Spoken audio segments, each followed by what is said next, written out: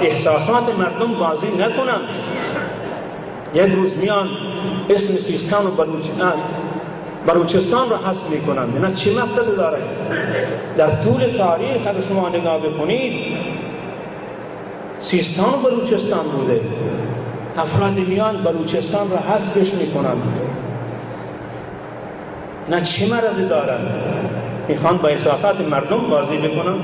بعض وقت ما صحبت میکنیم میگه شما از این استان جنجا چی کار دارید؟ ما به فلسطین کار داریم، اینجا کار داشته نباشه. تکبیر!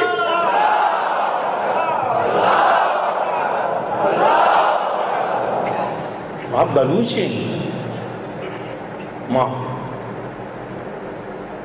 از احساسات قومی نمیخوان ملت را متشتت بکنیم، اما هر ملتی باید اسمش، حیثیتش، آبرویش، مظهرش حفظ بشود. تکبیر!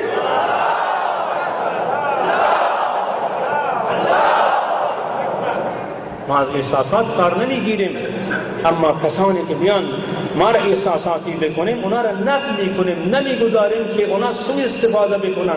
فردا بگوین شما تفریق افکنی کردید، شما تفریق افکنی کردید که اسم بلوچستان را از سیستان حذف کردید. تکبیر!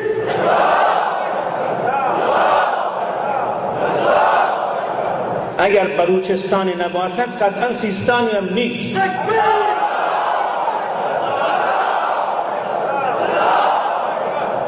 اینا قطعا بدانید که اگر بلوچستانی نباشد سیستانی هم نیست.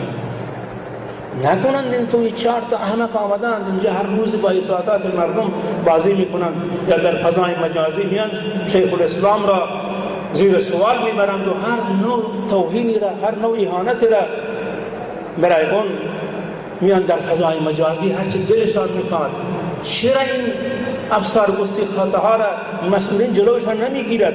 باید جلو این افراد را بگیرد، اگر نگیرد مردم جلوشان را میگیرند. تکبیر!